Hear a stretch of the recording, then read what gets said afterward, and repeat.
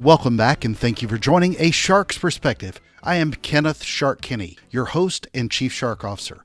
Let me tell you first about two amazing sponsors who make up this show.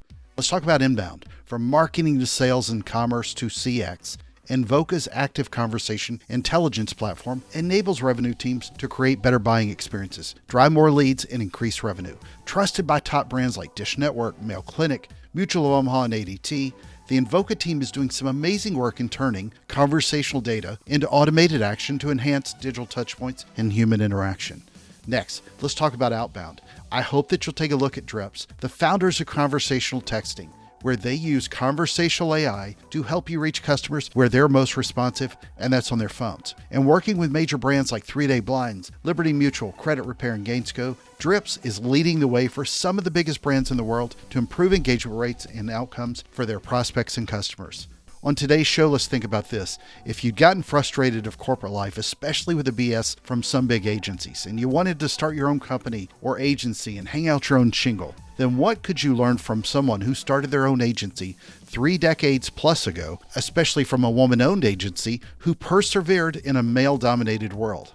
And how do you do all that while servicing your customer and the customer of your customer, all while you go through the revolving door of CMOs and brands reshuffling the deck so often?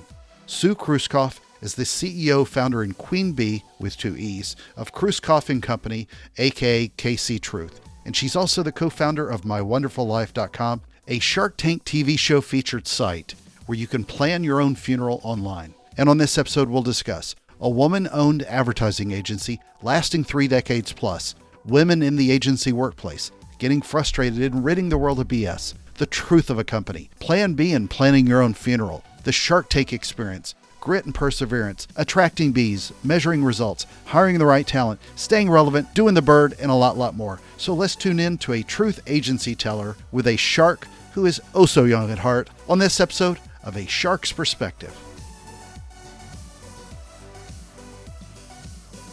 Sue, thank you so much for joining us today on A Shark's Perspective. Tell us a little bit about your background and your career to date. Oh, good to meet you, Kenneth. Well, I'm probably one of the oldest people in advertising. No. Oh, come on. I started back in 1988 at the young age of 28 and with a partner and just got frustrated at a big agency and decided we were going to go off and do our own thing and started an agency back then, not having a clue what we were doing, which was probably the best thing. Ignorance is bliss, you know? And so we just weren't making any money at the big agency. So we might as well not make any money at a small agency that we started. And that's what we did. And didn't have a rich uncle or anything like that. Just started doing our own stuff, and brick by brick things got built. To be honest, we probably went out of business maybe 3 times in the following 4 years, but it doesn't kill you, makes you stronger, right? So every time we went out of business, I learned something new that came back and kept me, picked myself up by the bootstraps and kept going. So why is the company called KC Truth? Well, just because, I think it's me rebelling against my growing up in a big agency, which I thought was full of BS. And I just thought, that's our mission, to rid the world of BS and find the truth. And the truth is one of the strongest motivators on earth. If you can get at the core of a truth of a company and what they truly are, and not sugar coated or I mean, not sugarcoat, that's not the right word, but it's like finding their essence of what is so true to their soul, that you can weave that into a really great story.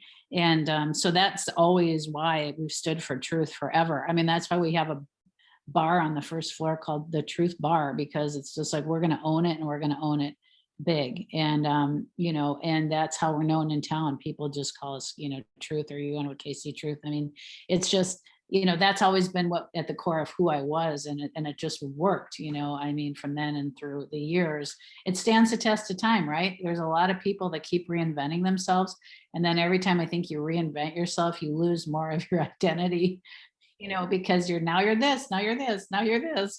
Just stay true to what you are, and that comes in every discipline, whether it's media, strategy, creative. It all comes back to finding the truth in each of those areas. So clients like it. I mean, clients clients, like they come in and we'll have a truth workshop, and it's like therapy. I mean, it's like therapy when they can sit and talk about, hear what other people have to say, and they can all get in alignment with one another, and it's a really, really strong part of a cornerstone of our business. And yeah, we've just owned that forever. And I think that's good. We're going to dive a lot into the agency life, but back in 1988, I cannot imagine that there were very many women owned agencies at the time anywhere in the country, let alone Minnesota. Yeah. And there have been very few that I can imagine have sustained 30 plus years. Mhm. Is there anything that you credit that to other than your own perseverance? Was there any special Yeah. superpower that you attribute that to? No, I just think just what you said, grit and perseverance. I mean, I once I got a taste of having my own thing, and I was so sick of. I worked at the time at a big agency in Minneapolis. It was like Campbell Methune. It must have been like 400 or 500 people, and I just got so sick of the politics and the BS. I just I was an art director, and and I worked with a copywriter, and we just get so frustrated with trying to get good ideas out of the agency that we just quit. And and just went, let's just try this on our own. Worst case is we'll build a portfolio and go get a job at Fallon, because Fallon was the hot agency back in the day, and that's where everybody wanted to be. But I mean, Minneapolis was a hotbed back in the 80s, and so that's what keeps you going. You want to be as good as the other guys, right? You want to do that kind of work. You want to do that type of that have that reputation, and that wasn't happening to either of us at the agency we were working at. So that was kind of our plan B, was that we'd get a better portfolio put together and then go get a job at one of those other places if it didn't work out. So the stagnation where ideas go to die, that exists whether it's agency life, brand, or anything else. Yeah. Do you feel that way ever now where your own agency, where you're not nimble enough? I mean, I guess when do you get to that level to where you become too big to succeed? Yeah. Yeah, I mean, yeah, that was always the old line, right? Like too big to be bad. Nobody ever wanted to get too big to be bad, which we're not at all. But I think that one thing we've learned coming from being creative people, the idea back in the day was you just go cram ideas down your clients' throats and hope that they would buy them. I mean, that was just it. That was your goal. And that's kind of how you were brought up, and account people were enemies. And, it's just this really like obnoxious framework for a company. And that's why we decided we're not going to do that. We're going to like our clients. We're going to work closely with them. We're going to walk down the path together. And that's still the way we are today, just because I just think you attract more bees with honey, and you get better work done if you're all on the same page and you all want to strive for that same kind of work. And now, of course, more than anything, we're held accountable, all the time for results. I always say, it's always art and science, but it used to be more art and now it's more science, so it's always finding that balance of how do you, there's still a magic that comes in a great idea and a great strategy, but you got to prove it all the time, right? Yeah. Well, I used to always say there's an art to the science, but there's a science to the art. So Yeah, that was the way I right. would phrase it. But how do you think the creative agency today should be measured? How is it that you measure results without it being all performance driven? Well, I have to say, I mean, I wouldn't call us a creative agency, because I think that's a really hard model right now, to just be a creative shop. I mean, that's why we have It's almost an insult calling somebody artsy. yeah, yeah. But we belong to a network of global agencies that we buy all the tools you need, like your toolbox full of measurements and data resources, all that sort of stuff. We buy all those tools collectively together. So we have the tools and resources of an agency much larger than ours. And so that allows us to be held accountable for results of everything that we do. And that's important, because that doesn't, the doors stay open because what we do works and we can prove it. And I think that's the hardest part, because clients today, CMOs last 18 months or whatever it is at a job, in these days, and they have to, their success is our success. So we have to make sure we're constantly delivering. So I think it's a harder challenge these days if you're just a creative shop. I really do, because I just think the CMOs are held too accountable for the success. And so you have to make sure that you have all those things working together, so I think staying relevant and staying ahead of the game is sort of what's kept us, going for so many years, is just staying ahead of the game. It's like there's a fire hose of stuff coming at you all the time, and you got to figure out what the next thing is. So you're always, educating your clients how they can be successful too. Well, you're not an army of one. Obviously, you've got a good sized team. When you think of how you've hired over the last 30 something years, the Yeah. people that support you, how has that really changed when you look back through the types of personalities, the demands that so many of them have? I know for a while, we went through the nap pod phase.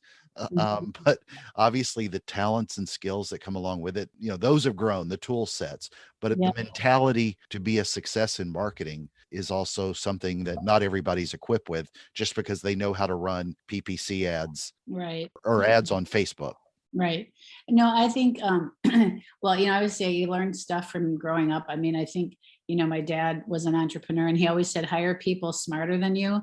And I don't think that's as true today as I hire people that are different than me because they're still smart. I mean, not going to hire anybody that's not, but they have to complement and be different and offer something different than the next person next to them is. So I mean, if we had an agency of people just like me, we'd be out of business. I mean, there's no question about it. So it's just, I think, always hiring people that are different and bring new skill sets and who are really driven to, we call our agency like passionate problem solvers, to try to figure out what the next thing is, so everybody has that mindset to to find the answers for what we need to prove to our clients for sure. Well, you made a joke earlier about being old, which you're not, but when you think through where your own personality is, especially as a CEO, and I know it's going to be hard to look at this and take a step back, Mhm. how do you look for somebody that's different from you? I think that it's just hiring people with a lot of potential. Like you can see they're smart. You can see that they are curious, about the world. You can see that they want to make a difference, and that's who I am. I mean, I'm not like my skill set is pretty narrow in terms of that I just really think I can recognize good people, and I think they have to be smart, but they have to have a good heart and be wanting to work hard. So I think that's maybe one of the things I do okay at, because we've had quite a bit of longevity with some people at our place. And I treat people how I want to be treated myself. Everything I tried to do was not like the big agency world did it. I wanted to make sure and treat my people better than I'd see them being treated at other places. And so, and just being a woman back in those days, that I mean, my competition was middle-aged white guys, and so I just had to always punch above my weight, and that's still something in our agency today that we always say we have to punch above our weight. We always have to punch above our weight. I mean, you can never rest on your laurels. You just can't. You just got to keep going. And I think that's those are the couple of things that I think I do well. And I really like to dig in and understand how a business works. That's really interesting to me. So it's different than when you're in a creative, or if you're in a big agency and you just get a creative brief and you go off and do it. We're all a part of putting that brief together, because then you really understand the business. And if you understand the business better, you can make the work better. One of the things I always struggle with agencies, and it's not meant to pick on any of them, but if you're working on the brand side, you're focused on the customer. The agencies suffer somewhat from that because you're removed even further back from that. How does an agency go about better servicing the customer of their customer so that there's more cohesion, if you will? Because that's something that I don't care if you're on the performance side, the creative side, what side it is. At the end of the day, the customer doesn't care if XYZ brand is doing well. They don't care if XYZ is working with Sue. They care if what XYZ and Sue are doing together helps them solve a problem. And I think, unfortunately, so much of that, especially with the big agencies, gets completely lost in servicing the customer of their customer. Yeah, well, I think we work really hard to understand the audiences that we're talking to, because we always say they're the ones with the money. If you don't convince them, they're the ones with the money. So that's why we use all the tools we have to really understand the mindset of that end user that we want to buy or purchase whatever this product is or service. So I think that that is the thing that a lot of people miss, is really understanding the mindset of what are smaller and smaller audiences now. They're the long tail, they're the smaller audiences that we're trying to reach, because we do a lot of B2B, and you're just not dealing with the masses. But I frankly find it more interesting, because it's harder to sell to the masses and get them to do something than it is if you have a really finite, this is the type of person, it's a chief technology officer, or you have a feeling for who these people are. And in some ways I think that's better and more interesting to me and to us than not that we wouldn't like, big consumer campaign, but I mean, I'm just saying, it's, if you really understand the mindset of that person, it helps you make the message and the strategy better, all the way around, right? But it also helps that you've not only serviced B2B, but you've also worked on the brand side yourself. And we'll dive into the Shark Tank experience Yeah. separately. Yeah. But tell us about what the brand was that you started with your co-founder, My Wonderful Life. Oh, My Wonderful Life. So, well, there's two themes here in my life. Is that, well, one is I always have a plan B. I always have a plan B. If this isn't going to work, I better do something else. That's one thing. The second thing is, in general, when I worked at Campbell Methuen back in the day, I was 28 years old and I was a woman, and I didn't see any women that were past 35 or 40 in the whole agency. And I thought, well, I wonder what happens once you get past that age, because there was plenty of older guys there, but there wasn't any women there. And I went, well, this doesn't look very good. So again, back to my plan B. What did you find out? Did they just ship them off to a foreign country? I don't know. Yeah. Who the heck knows? That was a lot more drinking and cigarettes going on back then too. You never know what happened. But so my point with My Wonderful Life, since you asked, Kenneth, is that My Wonderful Life is a website where you can plan your own funeral online. And I started that in 2008, when the death of a friend happened. And I just realized, this wasn't that long after, the internet was, I mean, there was just the first iPhone, I remember. But I thought, my goodness, why can't you plan your own funeral online? So I bought the URL from a guy in France, My Wonderful Life, and just decided this was going to be my plan B, because I thought, I'm going to get old in the agency business, but I'll never be old in the funeral business, right? So I thought it's perfect. So we can develop this product that we thought at the agency that we thought was really necessary, right? Because it's not like a lot of agencies, you go out and you develop a beer, a chocolate, or something like that. But this could be a really useful tool, and nobody was doing it. So we did build the brand, build the company, and it's been running now for, well, let's see, 13 years. And we were on Shark Tank in 2012, which was a great experience, because that was the best dog and pony show that you've ever had to do in your life.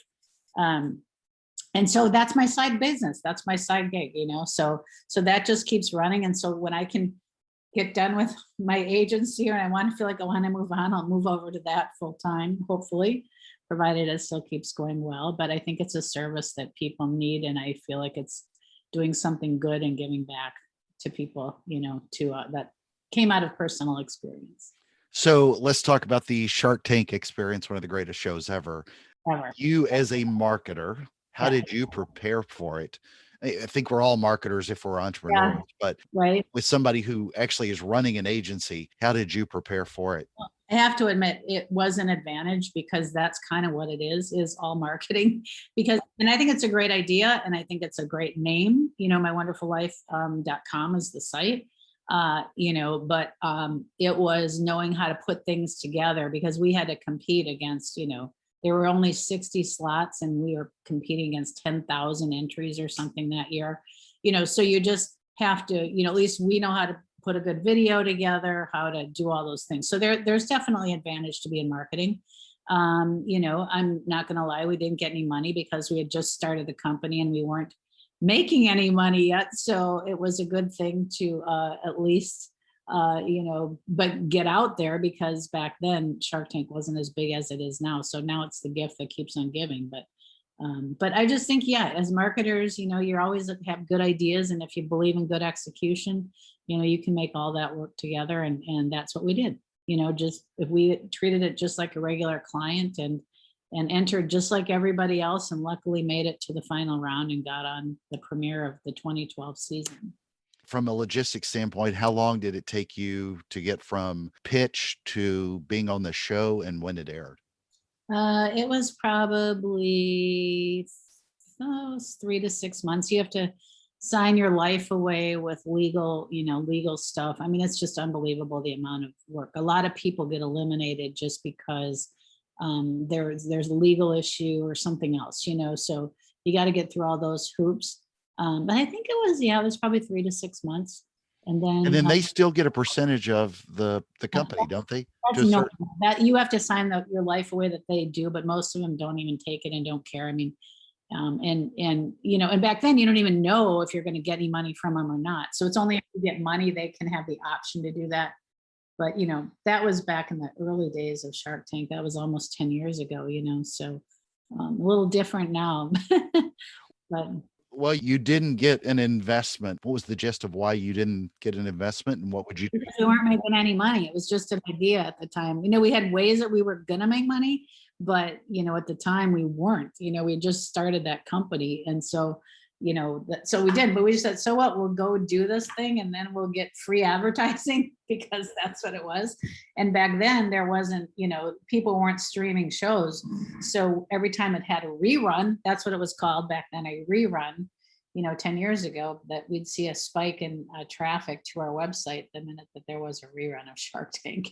So, Do you still get a lot of notoriety out of it? I mean, there's this weird thing that comes with being on Shark Tank in the past, and it gets you a lot of notoriety forever.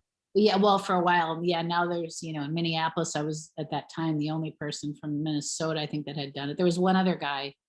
But people always want to hear about the experience, because everybody always wants to get on it. You wonder what it's like. And is Mr. Wonderful really a jerk, and all that sort of stuff. And it's a big drama show. It has really nothing to do with business. They're all smart business people. But really it's about what makes good TV, for sure. And so there's a lot of tricks they do to throw you off balance and that kind of stuff. And yeah, it was great. I'm so glad we did it. It was super fun. It'll be one of those things that, I got some friends from back then. I haven't talked to some of them now for a while. But, and to see how people fared after that, it was interesting. You see so much more now, entrepreneurship being discussed across the board. If you were to give advice to the 28-year-old version who's considering starting an agency, what advice would you give them? I mean, I'm sure you're considered a mentor to many, many people. And I'm sure there are a lot of 28-year-olds at your own agency or any agency locally who would love to go start up their own Well, thing. and I have to say, I think it's really hard to start an agency right now, because for a number of reasons. When I started an agency, we didn't even have, the first Mac was just coming out. The very first Mac that looked like a shoebox. We were like, literally, we took sketch pads and markers from Campbell Methune and went and rented an office. That's all the money you needed. Then the next year computers came out and we bought a Mac, and that was super big deal. That was a really big deal to have that first Mac that was just a word processor. So now I think the difference is, I mean, back then it was super cheap, to start an agency, it really didn't take that much. And it was all about ideas and all that. Now I do think you need to hire really smart people and in multiple disciplines if you want to make it for the long haul. I mean, sitting with an art director and a writer, in an office, starting up a place, good luck with that, because that's going to be a lot harder today, than it was back then. So I would just say today, if I was to talk to a 28-year-old, I'd say make sure you have good backing, make sure you have money, because you're going to burn through it, and make sure you have some good clients already in your pocket. Because I think I could take more of a bigger chance back then, because it wasn't a big financial investment. And I think now it's a big financial investment. I mean, we've seen plenty of agencies come and go. I've seen, in Minneapolis for sure. But I just think it's a big financial commitment to get the people, the tools, the resources, all that stuff you need to really make it happen today versus having markers and a pad of paper and the first Mac, which was such a big deal back in the day. So yeah. Well, there's just so many people that enjoy being consultants, but even growing something to 30 people when you're Yeah. competing, especially against the big five, there's a real advantage to being able to pivot where the big boys and girls can't, Yeah. against Publicis and Aegis and everything else. But again, it's like when a small retailer tries to compete against Amazon, Amazon's always going to win on delivery, and that gives them some advantages that can be a pain to keep up with. Yeah, for sure. No, and that's what I think it is. I think it's really hard to do that today. I mean, I think it's possible, but you have to have a much stronger constitution to be able to suck it up and do what it's going to take to make you a success, I think. So yeah. And you made a joke earlier about not seeing women over a certain age in the agency.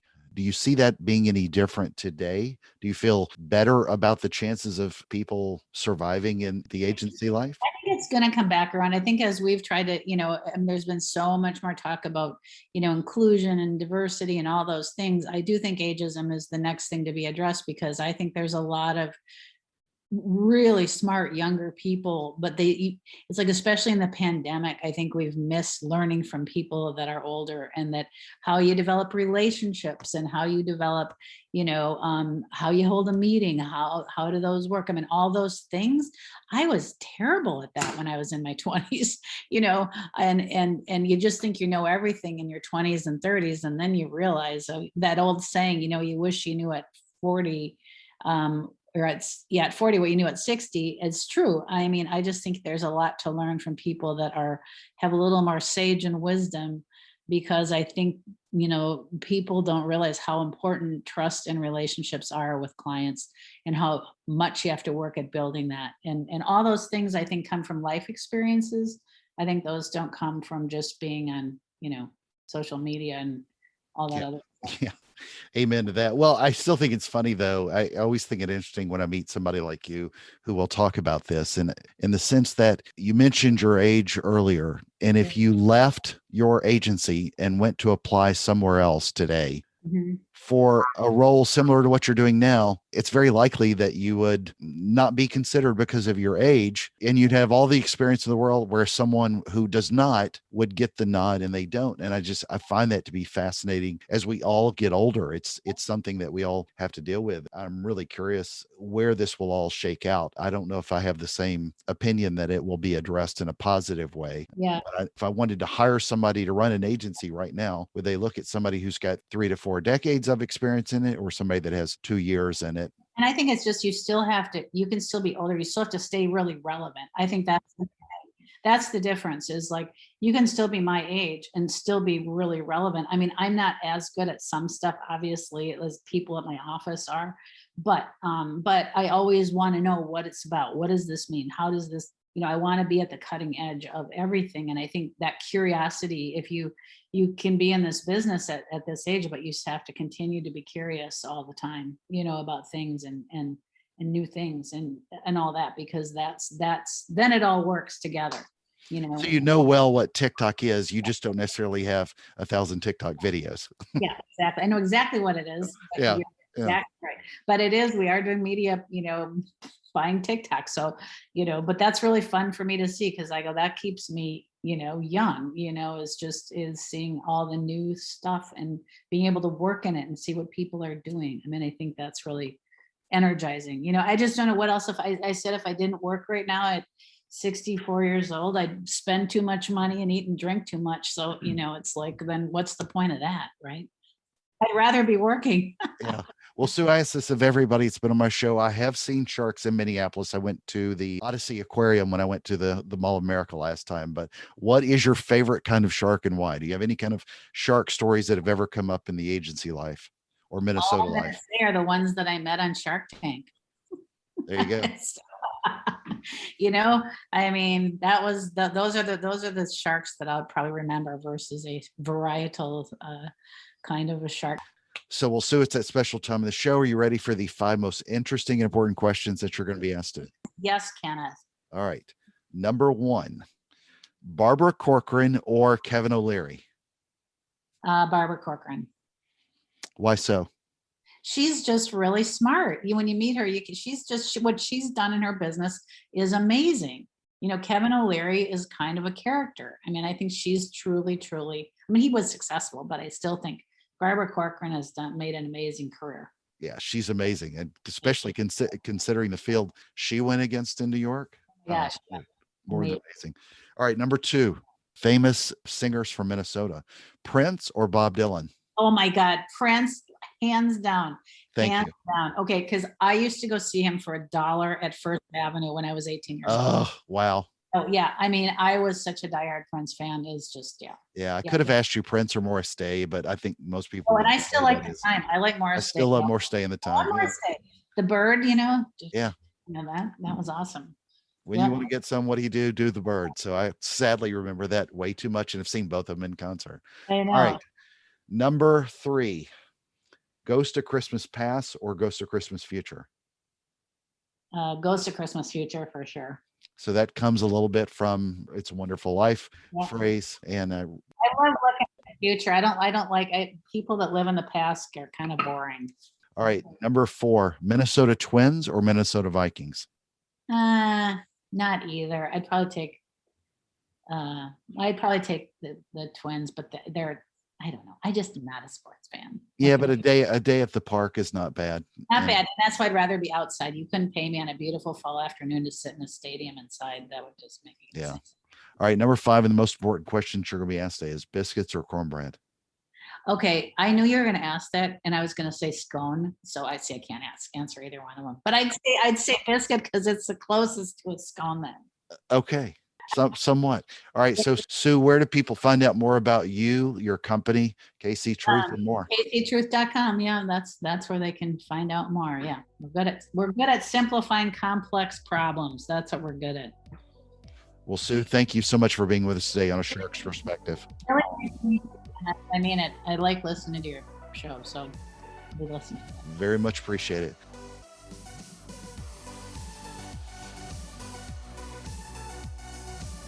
So there was my conversation with Sue Kruskopf, the CEO, founder, and queen bee of Kruskopf and Company, a.k.a. KC Truth. And she's also the co-founder of MyWonderfulLife.com. Let's take a look at 3 key takeaways from a conversation with her. First, love her thoughts on starting an agency today. You're tired of working for the man or woman, and you want to go out and hang out your own shingle. Great. Go do it, but be prepared. For those of us who are entrepreneurs or have started an agency, including how well Sue has stood the test of time over 3 decades. Remember that it takes grit and perseverance and lots of financing.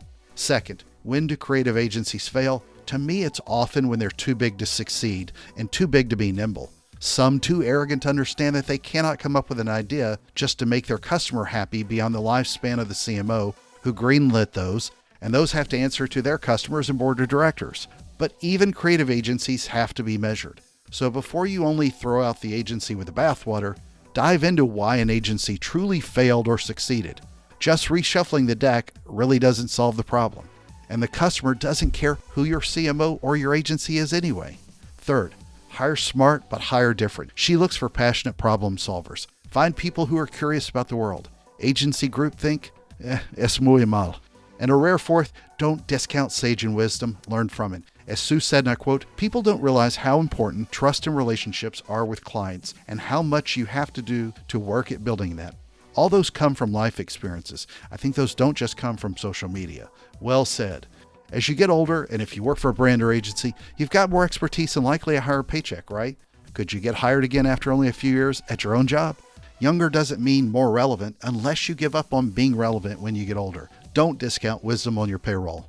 Got a question? Send me an email to kenneth@asharksperspective.com. Thank you again for the privilege of your time. I'm so thankful to everyone who listens, and thank you to the amazing sponsors Invoca and Drips. Would you please consider writing a review and letting me know your thoughts on the show? And remember, sharks live forever, or at least this one will. So please join us on the next episode of A Shark's Perspective.